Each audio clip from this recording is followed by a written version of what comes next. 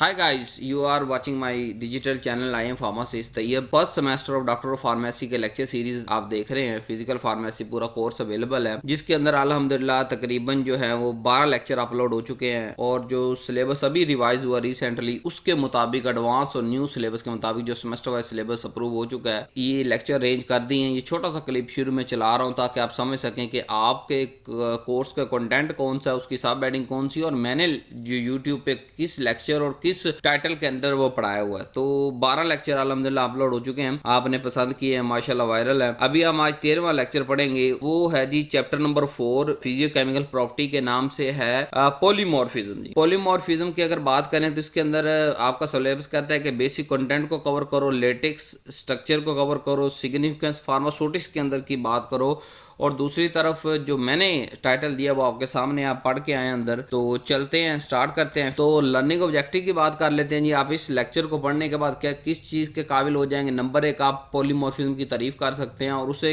जो क्रिस्टल की latex energy होती है उसके साथ रिलेट करने के काबिल हो जाएंगे। नंबर 2, क्रिस्टलाइन और अमॉर्फस सॉलिड के दरमियान फर्क कर सकेंगे और इनकी प्रॉपर्टीज का आपको पता होगा। फिर सॉलिबिलिटी और स्टेबिलिटी जो है उसको प्रेडिक्ट कर सकते हैं थर्मोडायनामिक प्रिंसिपल यानी फ्री एनर्जी की बेस पे। और इसके अलावा आप जो है वो पॉलीमॉर्फिज्म को क्रिटिकली जो इफेक्ट होता है डिसोल्यूशन या बायोअवेलेबिलिटी का वो आप पढ़ेंगे।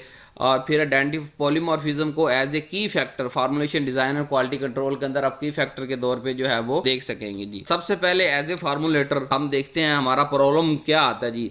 2 batch of same drug show different bioavailability, यानी कि 2 बैच बनाए हमने किसी भी सेम ड्रग के, लेकिन उसकी बायोअवेलेबिलिटी डिफरेंट होगी। इसका सवाल का जवाब कहां से मिलेगा आज के लेक्चर के अंदर। फिर डिस्कवरी क्या होती है कि जो एपीआई है वो मल्टीपल सॉलिड फॉर्म में अवेलेबल है जी। हमने कहा अच्छा अगर एपीआई मल्टीपल सॉलिड फॉर्म में अवेलेबल है तो इसका मतलब उसकी मल्टीपल प्रॉपर्टीज होंगी हर जो है वो सॉलिड फॉर्म की। तो इसीलिए हमें कौन सा सेलेक्ट करना है तो उस फिनोमिना को पहले पढ़ेंगे जिस फिनोमिना में मल्टीपल सॉलिड फॉर्म होती हैं, फिर ही वो हमारे हम देख सकें कौन सा सही है कौन सा गलत। द इम्पैक्ट क्या है, this can cause the inconsistent therapeutic response. लिहाजा ये होता है कि अगर आपने गलत सॉलिड जो है फॉर्म इस्तेमाल कर ली तो क्या होगा, थेरेपेटिक रिस्पॉन्स प्रोड्यूस नहीं होगा, प्रोडक्ट को रिकॉल करना पड़ जाएगा और जेनेरिक बाज सब्स्टिट्यूशन फेलियर की तरफ हम चले जाएंगे। तो आज का हमारा कोर्स क्या है कि हम साइंस पढ़ें, ये जो सॉलिड स्टेट है उसको कैसे प्रेडिक्ट किया जा सकता है, यानी एक से ज्यादा अगर शक्लें हैं सॉलिड की तो उसको कौन सा आपने जो है वो लेने हैं उसकी शक्ल,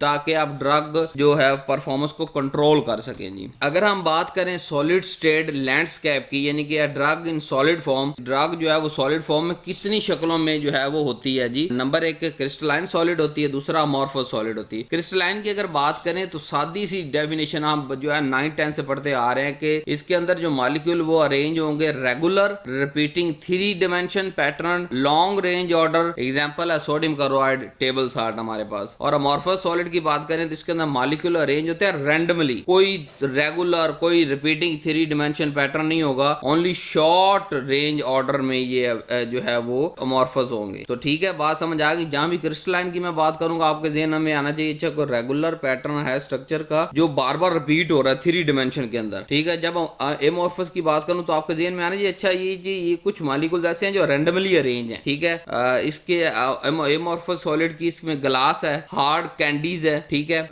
ये जो अरेंजमेंट होते हैं ना मॉलिक्यूल्स के, not there chemical structure define the critical physical property. अब जो अरेंजमेंट होती है मॉलिक्यूल की बड़ी इंपॉर्टेंट होती है। क्यों इंपॉर्टेंट होती है कि डिफरेंट अरेंजमेंट की डिफरेंट फिजिकल प्रॉपर्टीज होती हैं। आज का हमारे लेक्चर का मकसद ही यही है कि जब एक से ज्यादा फॉर्म के अंदर कोई सॉलिड फॉर्म मौजूद है तो वो जो किसी एक क्रिस्टल उसकी क्रिस्टलाइन फॉर्म ले या अमॉर्फस फॉर्म ले तो दोनों में फिजिकल फॉर्म जो फिजिकल प्रॉपर्टी डिफरेंट आती चली जाएंगी। लिहाजा वो डिसोल्यूशन डिसइंटीग्रेशन वो सारे फिनोमेने बदल जाएंगे। पॉलीमॉर्फ की अगर बात करें, ability of compound to exist in more than one crystal form while in same solid state. के पॉलीमॉर्फ क्या होता है, ये कंपाउंड की ऐसी एबिलिटी है जो एक से ज्यादा शक्लों में रहता है क्रिस्टल फॉर्म के अंदर, लेकिन सेम सॉलिड स्टेट उसकी सेम रहेगी, बट जो है एक से ज्यादा क्रिस्टल फॉर्म में पाए जाने वाले कंपाउंड की एबिलिटी को हम कहते हैं पॉलीमॉर्फ। सो पॉलीमॉर्फ क्या होता है कि the ability of compound to exist in more than one crystal form, के एक से ज्यादा फॉर्म के अंदर क्रिस्टल फॉर्म का पाया जाना और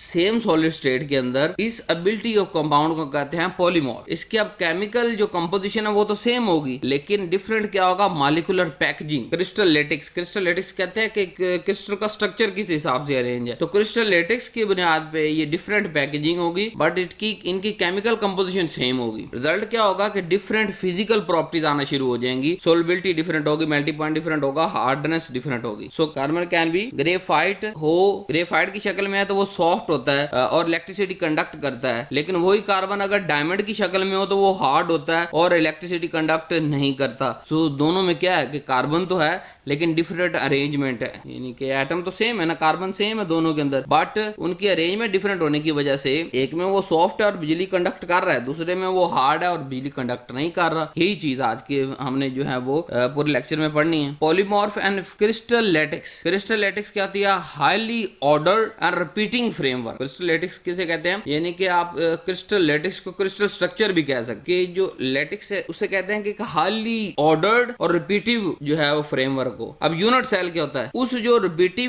जो लेटेक्स है, एक डिफाइंड लेटेक्स है, उसका छोटे से छोटा जो रिपीट यूनिट हो रहा है, बार बार रिपीट हो रहा है, बार बार रिपीट हो रहा है, उसको हम कहते हैं यूनिट सेल। अब लेटेक्स एनर्जी क्या होती है? The strength of interaction holding this framework together, कि ऐसी ताकत जो ये पूरे फ्रेमवर्क को इकट्ठा रखती है, उसको कहते हैं latex energy. High latex energy होने का क्या मतलब है? कि वो टाइटली बाउंड होंगे, स्टेबल होंगे, बट लेस सोलुबल होंगे। लो लेटेक्स एनर्जी होने का मतलब ये है कि वो लूजली बाउंड होंगे, लेस स्टेबल होंगे और मोर सोलुबल होंगे। अब कौन सी कोर प्रॉपर्टीज हैं जो पॉलीमॉर्फिज्म की इफेक्ट करती हैं जी? नंबर 1, सोलबिलिटी और डिसोल्यूशन रेट की बात करें, इंपैक्ट ऑन डिफरेंट पॉलीमॉर्फ, के एक से ज्यादा पॉलीमॉर्फ अगर हम अप्लाई करें तो ये वेरी करती है 2 से लेकर 10 तक। के मतलब एक तो जो है वो सोलुबल है, लेट्स सपोज 100%, तो दूसरा 1000% सोलुबल है, 10 गुना उसकी प्रॉपर्टी ज्यादा, कोई 2, कोई 3%, कोई 4, कोई 5%, यानी एक जितना सोलुबल है दूसरा उससे 2 गुना ज्यादा सोलुबल है, एक जितना सोलुबल है दूसरा उससे 10 गुना ज्यादा सोलुबल है। सो सोलबिलिटी और डिसोल्यूशन रेट में फर्क आ जाएगा, तो इससे क्या होगा? हमारी बायोअवेलेबिलिटी में फर्क आ जाए। मेल्टिंग पॉइंट की बात करें तो ये डिफर करती है 10s ऑफ द डिग्री, कि एक सिंगल डिग्री चेंज होने से जो मेल्टिंग पॉइंट है वो 10s डिफरेंट हो जाता है, इफेक्टिंग प्रोसेसिंग। लिहाजा प्रोसेसिंग के अंदर ये डिफरेंट इफेक्ट आते हैं। जब हमें एक खास प्रोसेस को हम खास टेम्परेचर पे कर सकते हैं, लेकिन अगर वो उसके मेल्टिंग पॉइंट से ऊपर चला गया तो वो चीज खराब हो जाएगी, तो वो उस मेल्टिंग पॉइंट से जब नीचे रह जाएगा चीज सही तरह से नहीं हल होगी। सो इफेक्ट प्रोसेसिंग जैसे मिलिंग और ड्राइंग इन चीजों के हवाले से हो, ठीक है। अगर स्टेबिलिटी की बात करें तो केमिकल और फिजिकल दोनों स्टेबिलिटी हमने देखनी होती है। तो वन फॉर्म जो है वो डिग्रेड फास्टर हो जाएगी, दूसरी नहीं होगी degrade. Impact the shelf life पे ये बड़ा इंपैक्ट करेगी कि जो जल्दी डिग्रेड हो जाएगी उसकी तो हम टैबलेट नहीं बनाएंगे, कैप्सूल नहीं बनाएंगे, क्यों? क्योंकि उसकी शेल्फ लाइफ ही नहीं है, साल 2 साल के लिए कम से कम जो है शेल्फ लाइफ होनी चाहिए। फिर मैकेनिकल प्रॉपर्टीज की बात करें, hardness, flow ability, compression different, तो जब वो ये सारी चीजें डिफरेंट होती जाएंगी हर पॉलीमॉर्फ की, तो इसलिए हर शक्ल का जो पॉलीमॉर्फ है उसको उसकी टैबलेट मैन्युफैक्चरिंग इफेक्ट होती जाएगी, कुछ की बन सकती है, कुछ की बन ही नहीं सकती। थर्मोडायनामिक कंट्रोल की अगर बात करें, यानी कि स्टेबिलिटी और सोलबिलिटी की हम बात करें, तो इसमें हमारे पास आता है the energy hierarchy of solid, और या गिब्स फ्री एनर्जी हम के कॉन्सेप्ट को पढ़ते हैं, जिसके अंदर क्या करते हैं हम स्टेबिलिटी को डिटरमाइन करते हैं। सो यानी सॉलिड ड्रग के अंदर क्या होता है कि गिब्स फ्री एनर्जी डिसाइड करता है कि स्टेबिलिटी और सोलबिलिटी को, दोनों को। जैसे अगर लो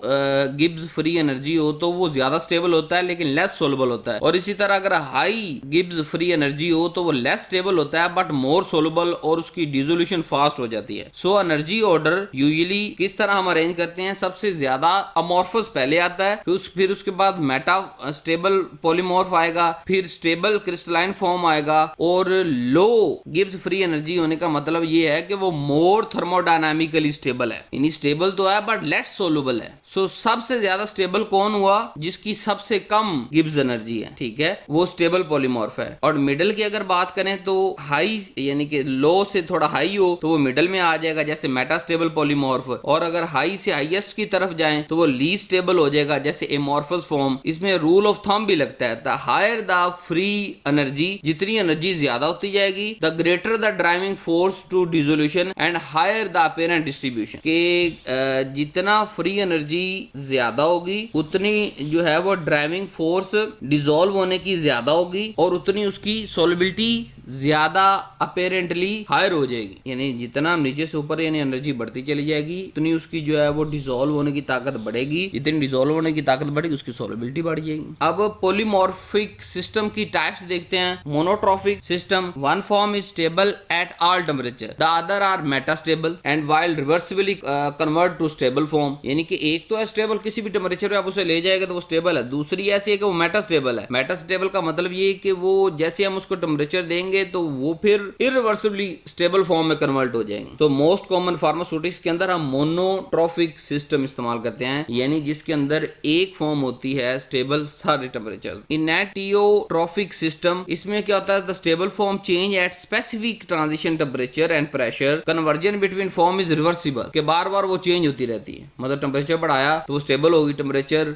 जो है वो हमने कम किया तो वो इरिवर्सिबल यानी वापस अपनी फॉर्म में कन्वर्ट हो जाएगी। तो ये बहुत कम इस्तेमाल होती है। दोनों के अंदर दोबारा सुन लें, मोनोट्रॉफिक सिस्टम क्या होता है कि जिसमें कोई एक ऐसी शक्ल मौजूद है जो ऑल टेम्परेचर पे स्टेबल होती है। यही हम इस्तेमाल करते हैं कि वो कौन सी शक्ल है जो हर टेम्परेचर पे सेम रहेगी, ठीक है। बट इसके अंदर जो बाकी सारी होती हैं वो भी मेटास्टेबल होती हैं कि इरिवर्सिबली कन्वर्ट होती हैं। खास पॉइंट पे टेम्परेचर देते हैं तो क्या होता है कि जो मेटास्टेबल होती है वो सारी की सारी स्टेबल फॉर्म में कन्वर्ट हो जाती हैं। जबकि नेटियोमर क्या होते हैं, ये रिवर्सिबली कन्वर्ट होते रहते हैं, कभी स्टेबल से अनस्टेबल, स्टेबल जो है वो मेटास्टेबल से स्टेबल, स्टेबल से मेटास्टेबल, स्टेबल से मेटास्टेबल। तो इस तरह जो है वो स्टेबल भी आता है लेकिन किसी खास स्पेसिफिक ट्रांजिशन टेम्परेचर या प्रेशर पे, तो ये हम इस्तेमाल नहीं करते। अब क्रिस्टलाइन और मोरोमॉर्फस की बात करते हैं। क्रिस्टलाइन जो सॉलिड है, ये इसका मॉलिक्यूलर ऑर्डर क्या होता है, मैंने आपको पढ़ा के आ चुका हूँ, लॉन्ग रेंज होता है, पीरियोडिक होता है, प्रेडिक्ट कर सकते हैं। अमॉर्फस का शॉर्ट रेंज होता है और रैंडमली अरेंज होता है। मेल्टिंग पॉइंट की बात करें तो क्रिस्टल का मेल्टिंग पॉइंट शार्प होता है और डिफाइन होता है कि इतना ही आएगा इस, जबकि अमॉर्फस का ग्रेजुअली ग्लास ट्रांजिशन टेम्परेचर होता है, यानी आहिस्ता आहिस्ता आहिस्ता आहिस्ता उसकी तरफ जाएंगे। थर्मोडायनामिक स्टेट की बात करें तो क्रिस्टल फॉर्म की जो स्टेबल है वो लो गिब्स फ्री एनर्जी के अंदर है। अमॉर्फस जो है ये इसकी हाई गिब्स फ्री एनर्जी होती है, तो ये मेटास्टेबल की शक्ल में पाया जाता है। तो हम कौन सा इस्तेमाल करें, क्रिस्टल फॉर्म इस्तेमाल करेंगे, अमॉर्फस हम इस्तेमाल नहीं करेंगे। सोलबिलिटी की बात करें तो इसकी सोलबिलिटी लो जरूर होती है लेकिन इक्विलिब्रियम के अंदर होती है। जबकि अमॉर्फस की बात करें तो वो उसके वहां स्टेबिलिटी तो हाई है लेकिन सुपर सैचुरेशन पॉसिबल हो जाती है बाज़ दफा। डिसोल्यूशन रेट की बात करें तो डिसोल्यूशन रेट जो है क्रिस्टल फॉर्म के अंदर स्लो होता है और अमॉर्फस के अंदर फास्ट होता है, क्योंकि यहाँ सोलबिलिटी लो है इसलिए डिसोल्यूशन रेट भी लो है क्रिस्टल फॉर्म के अंदर। फिजिकल स्टेबिलिटी की बात करें तो फिजिकली ये स्टेबल अच्छा है, हाई है, जबकि अमॉर्फस फिजिकली स्टेबल नहीं है, वो किसी वक्त भी क्रिस्टल के अंदर चेंज हो सकता है। हाइग्रोस्कोपिसिटी की बात करें तो बहुत ही कम हाइग्रोस्कोपिक है क्रिस्टल, जबकि अमॉर्फस जो है वो ऑफन हायर ही होता है इसका hygroscopicity. Why polymorphism dictate dissolution rate, कि किस तरह आप कहते हैं जी पॉलीमॉर्फिज्म जो है वो डिसोल्यूशन रेट को डिफाइन करता है।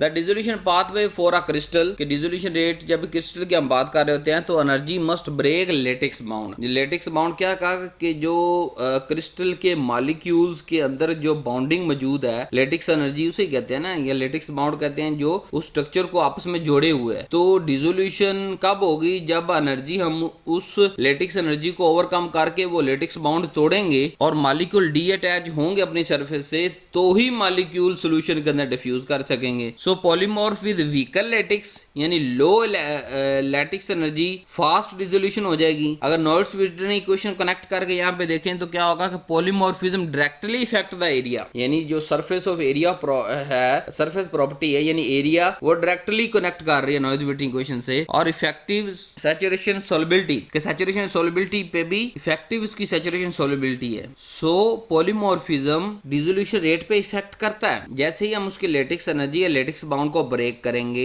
तो ही वो सरफेस से डी अटैच होके सॉल्यूशन के अंदर डिफ्यूज हो जाएगा। और ऐसा अगर पॉलीमॉर्फ लें जो वीकर लेटिक्स का हो यानी लो लेटिक्स एनर्जी हो, तो उसका स्टेप 1 इजी हो जाएगा, यानी उसकी डिसोल्यूशन फास्ट हो जाएगी। स्टेप 1 पे हम डिसोल्यूशन करते हैं सबसे पहले। नॉइट्स-व्हिटनी इक्वेशन के मुताबिक यहाँ हम ये कह सकते हैं कि पॉलीमॉर्फिज्म जो है वो डायरेक्टली सरफेस एरिया पे डिपेंड करता है, यहाँ भी सरफेस एरिया पे डिपेंड कर रहा है। एंड इफेक्टिव सैचुरेशन सोलबिलिटी, दोनों चीजों पे डायरेक्टली जो है वो पॉलीमॉर्फिज्म इफेक्ट करता है। बायोअवेलेबिलिटी इंपैक्ट की बात करें, द मेक और ब्रेक इफेक्ट होता है बायोअवेलेबिलिटी इंपैक्ट जो है। जैसे फॉर बीसीएस क्लासिफिकेशन 2 और 4 क्लास के लिए वहां लो सोलबिलिटी होती है और पॉलीमॉर्फिज्म जो है क्रूशियल होता है। सिनेरियो जैसे मिसाल लेते हैं हम, अ ड्रग स्टेबल पॉलीमॉर्फ है solubility 0.1 milligram per ML, too low for full absorption, कि 0.1 मिलीग्राम पर एमएल इतनी कम मिकदार तो पूरी अब्जॉर्प्शन के लिए तो ये तो सोलबिलिटी बहुत ही कम है। सो हम क्या करेंगे, formulate with the metastable polymorph, हम मेटास्टेबल पॉलीमॉर्फ के साथ बनाएंगे विद सोलिबिलिटी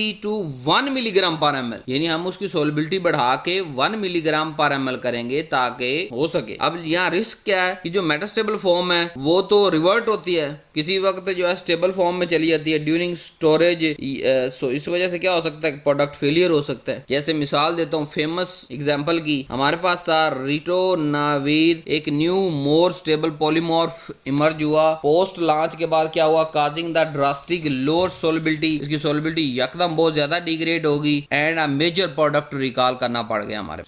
हमने चीजों को बड़ा डीपली लेके चलना है। हमने सिर्फ ये नहीं कि अच्छा यार इसकी सोलिबिलिटी लो है और मेटास्टेबल के अंदर सोलिबिलिटी आई है तो मेटास्टेबल वाली फॉर्म उठा लो, नहीं, ऐसा नहीं करना। कि मेटास्टेबल ठीक है वक्ती तौर पे, वो किसी भी जगह भी अगर कन्वर्ट हो गया मतलब ठीक है स्टेबल के अंदर, तो इसकी सोलिबिलिटी कम हो जाएगी। जैसे उसकी सोलिबिलिटी कम होगी, जो हमने पैरामीटर कैलकुलेट करके भेजे हैं वो होंगे पूरे नहीं होंगे, ठीक है। ना ही उतनी सोलिबिलिटी रहेगी, ना ही उतनी डिसोल्यूशन होगी, ना ही उतनी जो है वो हमारे पास दूसरी प्रॉपर्टीज आएंगी इसकी, तो ड्रग क्या काम कर सकेगी, नहीं कर। तो सिर्फ आप जो है वो अगर इस बात को लेकर बैठ जाएंगे इस सारे के मेटास्टेबल पॉलीमॉर्फ जो है वो ज्यादा सोलिबिलिटी होती है और उसकी जो है वो कम सोलिबिलिटी होती है, तो इसलिए हम उसको ले लेते हैं, इसको ले लेते हैं, ऐसा नहीं है। हमने डिटेल स्टडी करनी है, हमने ऐसी जो है वो फॉर्म लेके आनी है पॉलीमॉर्फ की जो कि रिवर्टेबल ना हो, यानी कि उसकी जो है वो शेल्फ लाइफ रह सके। अब पॉलीमॉर्फिक ट्रांसफॉर्मेशन की अगर बात करें तो फार्मूलेशन हैजर्ड कहाँ पे आते हैं, यानी कि कहाँ मुश्किल आ सकती है हमें। Number 1, conversion can occur during, सबसे पहले जब आप मिलिंग और ग्राइंडिंग करेंगे यानी मैकेनिकल स्ट्रेस अप्लाई कर रहे हैं वहां पे फॉर्म बदल सकती है। जब ड्राई कर रहे हैं टेम्परेचर दे रहे हैं वहां भी फॉर्म बदल सकती है। जब वेट ग्रेनुलेशन कर रहे हैं सॉल्वेंट से जो है हम एक्सपोजर करा रहे हैं तब भी चेंज हो सकती है। कंप्रेशन के जब लास्ट स्टेप जो टैबलेट बनाने कंप्रेशन होता है, प्रेशर अप्लाई करते हैं, वहां भी जो है वो हो सकती है। लॉन्ग टर्म अगर स्टोरेज की बात करें तो